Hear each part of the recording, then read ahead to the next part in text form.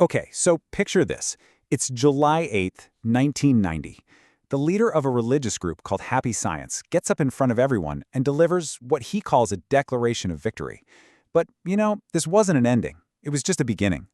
We're going to dive into this speech because it lays out this incredible story, a cosmic battle for the very soul of humanity, one that he says stretches back hundreds of millions of years. So here's how we're going to break this down. First, we'll look at that victory he announced back in 1990. Then we'll get into the really wild stuff, this cosmic battle of 777 versus 666 that's supposedly behind everything. After that, we'll explore humanity's supposed alien origins, the story of a fallen archangel, and how that all ties into a mission to save souls, which ends with a final call to arms. It's quite a journey. All right, let's set the scene. We're in July 1990. The group itself is pretty new, but its leader's about to make a huge announcement, and he's framing it as this absolutely monumental success. It was his 34th birthday, just the day before the speech, and he says the best gift he got was a report. And what was in it? Well, it said their membership had just blown past 74,000 people. He calls this the first victory. I mean, what's really striking here is just how fast this all happened. At the start of the year, they're sitting at just over 12,000 members. Their goal was to hit 50,000 by the end of the year. Instead, they completely smashed that goal in just 6 months. They actually more than doubled their entire membership in the month of June alone. That's some serious growth. But that victory, turns out, it was just a warm-up. The speech then rolls out something called the Miracle Plan. And this thing is, well, it's incredibly ambitious. It's a 3-year plan to reach 10 million members. If they pulled that off, it would make them the single largest organization in all of Japan. Okay, but a plan that big really begs the question, why? This is where we shift from the what to the much more interesting why. Because according to the speech, this whole recruitment drive wasn't just about getting more members. No, it was a spiritual imperative. And that right there is the central question, isn't it? What's the rush? Why aim for this massive, almost unbelievable level of growth? Well, the answer he gives isn't rooted here on Earth. It's cosmic. The whole justification for this kicks off with numerology. The speaker points out he was born on July 7th, around 7 in the morning. And he says this is absolutely not a coincidence.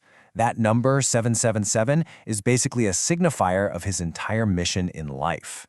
So right away, this sets up a huge cosmic battle. You've got 777 on one side, representing victory, completion, God's divine light. You get the picture.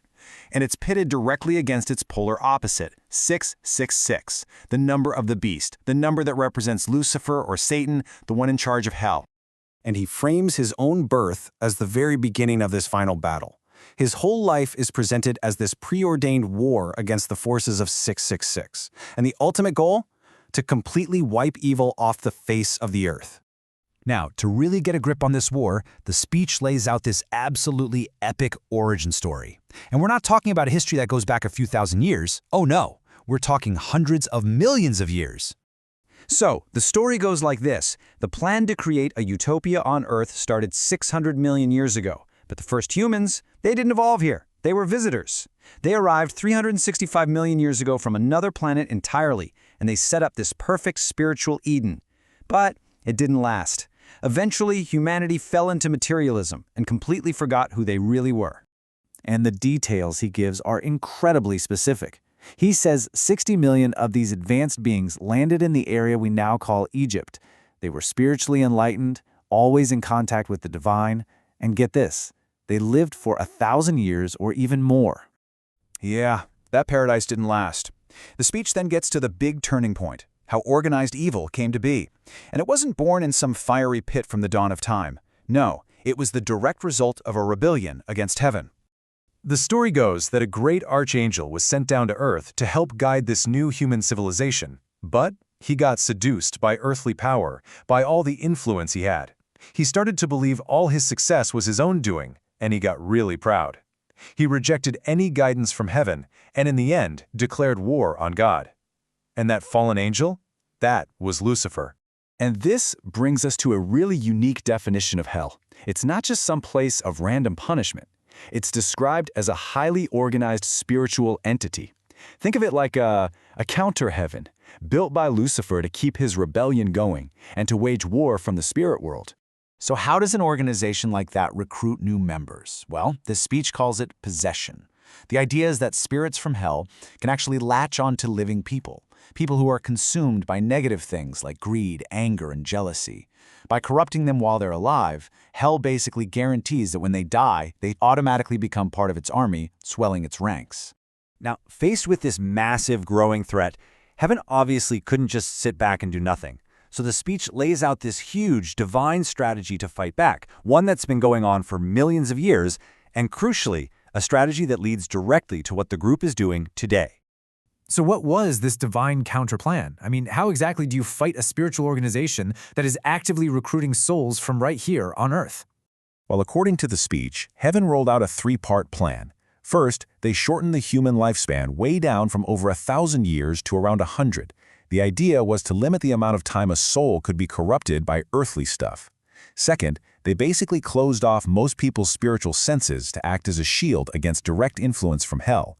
And third, they would periodically send saviors down to Earth to remind everyone of the fundamental truth. And this is really the key point of the whole thing. The speech argues that once a soul falls into hell, trying to save it is incredibly difficult, almost impossible. So the most effective strategy, the only real way to win this war, is to reach people while they're still alive. The work has to start here. The battle has to be fought and won on Earth. And this brings the whole epic, cosmic story right back to where we started, those recruitment goals from 1990. The final part of the speech is basically a call to arms. It frames all that missionary work as being on the absolute front line of this ancient cosmic war. To really hammer home the urgency, the speaker uses this really stark analogy. He compares a daily newspaper, saying it's just full of temporary news that won't make you happy, to his group's monthly magazine, which he says contains eternal truth. His argument is simple. This truth is infinitely more important, and it needs to be in every single home to bring the light of truth to everyone. So you see how it all connects. It goes from a birthday gift of 74,000 members all the way to a multi-million-year war between heaven and hell. This 1990 speech lays out a worldview where every new member isn't just a number on a chart. They're a soul that's been won in a massive cosmic battle, which leaves us with a pretty big question to think about. What happens when a simple mission to recruit new members is framed as the final, decisive battle for every single human soul?